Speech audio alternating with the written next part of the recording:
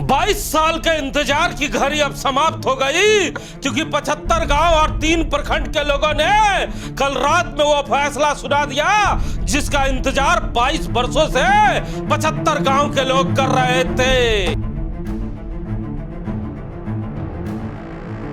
जी हाँ, ठीक सुना आपने। कल 22 मुस्लिम वेलफेयर कमेटी का नया सदर मिल गया है, जिनका नाम है प्रोफेसर एनुल अंसारी। 99 के चक्कर में फंस गए हाजी कमरुल अंसारी। महज 99 वोट से चुनाव हार कर फिर वापस चले गए। जीत मिलने के बाद सुरजूडी पहुंचकर प्रोफेसर एनुल अंसारी ने की चादर पोशी।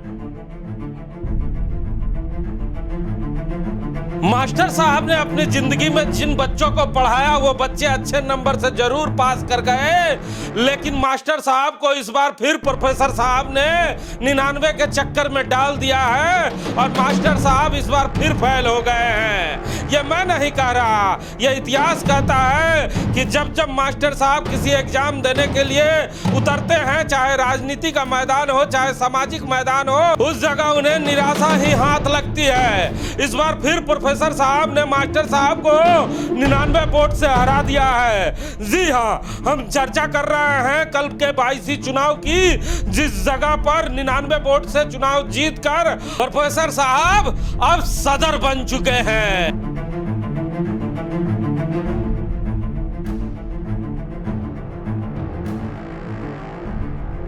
बाईसी के चुनाव को लेकर चुनाव आयोजन समिति पिछले 90 दिनों से 75 गांवों में घूम कर लोगों को जागरूक करने के बाद कल सुबह 7 बजे से निष्पक्ष चुनाव को लेकर पूरे डटी हुई नजर आई चुनावी मैदान में। 7 बजे से ही चुनाव आयोजन समिति के जो जमील अंसारी हैं और उनकी पूरी टीम मास्टर साहब को लेकर सभी एक एक वोटर्स को समझाते, उन्हें कागज देते नजर आए और पूरी पारदर्शिता के साथ उन्होंने चुनाव संपन्न कराकर एक तरह से 22 साल बाद उन्होंने एक जो सदर और बाकी सदस्य को जिताने का काम किया, उसमें अहम भूमिका निभाने का काम इस चुनाव आयोजन समिति ने कर दिखाया है।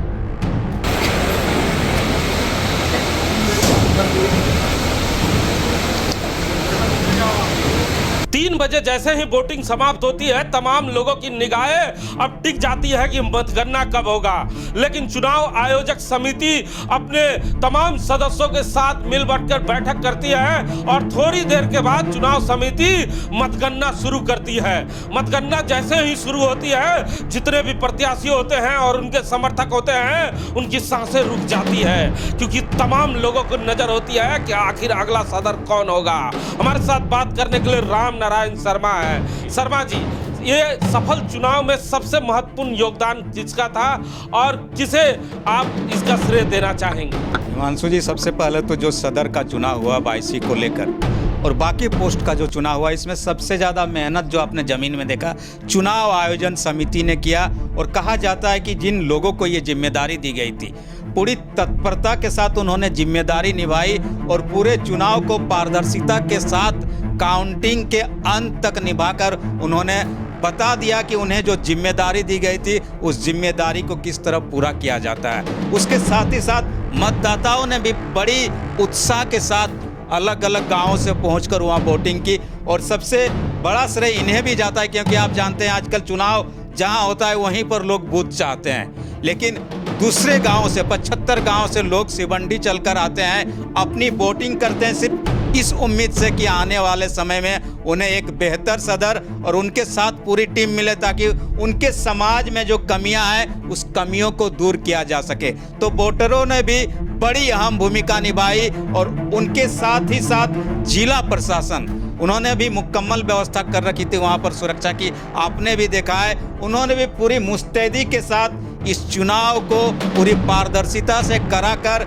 जो ये मुस्लिम बाईसी का कमेटी का नया निर्माण हुआ है, उससे सफल आयोजन कराने में अपनी भूमिका निभाई है। कितने वोट से किस शख्स की कल जीत हुई और किसे उन्होंने हराया? जी बिल्कुल, आप सदर की हम लोग बात करते हैं तो सबसे बड़ा पोस्ट होता है जिसको हम लोग अध्यक्ष कहते हैं, लेकिन बाईसी मुस्लिम वेलफेयर कमेटी में इन्हें सदर कहा जाता है और इन्हीं पर सबकी निगाह थी कि आखिर कौन बनेगा 75 गांव के लोगों का सदर। तो इस चुनाव में आपको जो प्रोफेसर एनुल अंसारी जी थे, उन्होंने अपने निकटतम जो प्रतिद्वंदी है हाजी कमरुल जी को परास्त किया है, शिकस्त दी है। उन्हें 277 वोट मिला, तो वहीं हाजी कमरुल अंसारी जी को 178 वोट मिले इस पूरे चुनाव में। और एक दो प्रत्याशी थे, उन्हें भी कुछ वोट मिले, लेकिन इन्हीं दोनों में कंटेस्ट था और अंत में जो प्रोफेसर एनुल अंसारी जी है, उन्होंने इस चुनाव में बाजी मारी और सदर का तमगा उन्हें मिला। तो सुना ना आपने, करीबन 9:30 से 10 के बीच में यह फैसला आता है, जिस समय रात भी हो जाती है, लेकिन लोगों की जिज्ञासा जागी हुई रहती है कि कौन होगा अगला सदर। जैसे ही इसकी सूचना मिलती है, पूरे 75 गांव में खुशी की लहर दौड़ जाती है कि अगला सदर कौन है। तो सबसे पहले आपको अगला सदर जो बने हैं प्रोफेसर साहब, उनकी तस्वीर भी दिखाते हैं और उन्होंने कल क्या कहा है, सबसे पहले वो सुनाते हैं। जैसे कि आपका सवाल रहा कि मेरी पहली प्राथमिकता क्या होगी, तो अल्लाह का शुक्र है, बेपनाह शुक्र है कि आप लोगों ने बहुत प्यार और मोहब्बत के साथ मुझे नवनिर्वाचित बाईसी का सदस्य बनाया है। मेरी सबसे अहम और प्राथमिकता ये बाईसी जो हमारे पूर्वजों ने 82 साल से लगभग चला रही थी और इस तंजीम का हमारा रजिस्ट्रेशन नहीं था, तो मैं सबसे पहले 31/1860 कार्यालय से सबसे पहले झारखंड सरकार से इसका रजिस्ट्रेशन कराऊंगा। उसके बाद नीति आयोग से इसका रजिस्ट्रेशन कराऊंगा, 12A और 80G से रजिस्ट्रेशन कराऊंगा और इंशाअल्लाहुल अजीज रजिस्ट्रेशन के बाद मैं इसका विस्तार करते हुए अपनी कमेटी को रिफॉर्म कराऊंगा। सुना ना आपने नए सदर साहब की इस बातों को, लेकिन एक चेहरा है जो लगातार इस तस्वीर में दिख रहा है शर्मा जी। ये चेहरा है कांग्रेस पार्टी के जिला सचिव रोशन शाहजादा की, जो महरूम सलीम शाहजादा के पुत्र भी हैं। लगातार प्रोफेसर साहब के साथ दिख रहे हैं, गले लगा रहे हैं, मिठाइयाँ खिला रहे हैं, माला पहना रहे हैं। बिल्कुल, आपने जिस तस्वीर को आपने देखा कि कहा जाता है कि इस चुनाव में रोशन शाहजादा ने पर्दे के पीछे एक बड़ी भूमिका निभाई है। आप देखते होंगे कि जिस क्षेत्र से आपके ये प्रोफेसर के जीत हुई है, ये 75 गांव के लोगों की जीत हुई है, लेकिन पीछे से जो हाजी कमरुल जी हैं, जिस जिला परिषद क्षेत्र से वे चुनाव लड़ते हैं, उसी क्षेत्र से रोशन शाहजादा की माताजी भी चुनाव लड़ती है।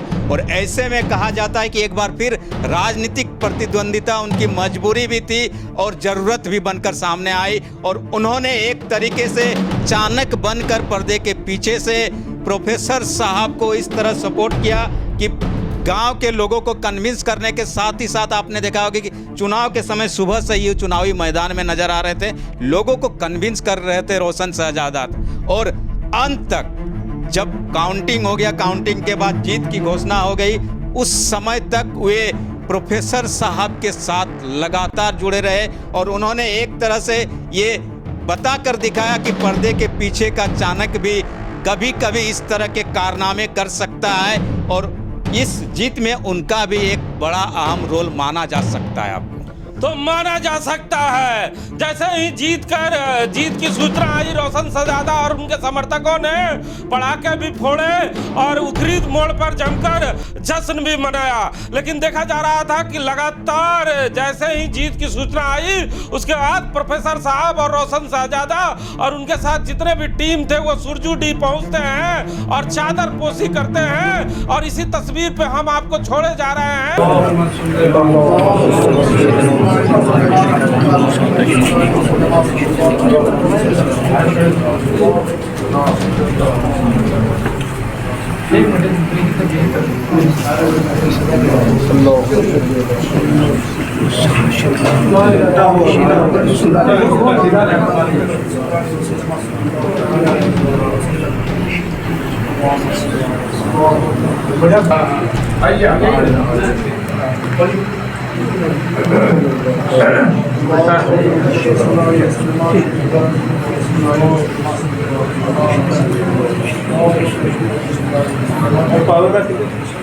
थोड़ा सा अतर हमको भी दीजिएगा तो बहुत ज़्यादा नहीं ना ठीक है खराब है ना पूरा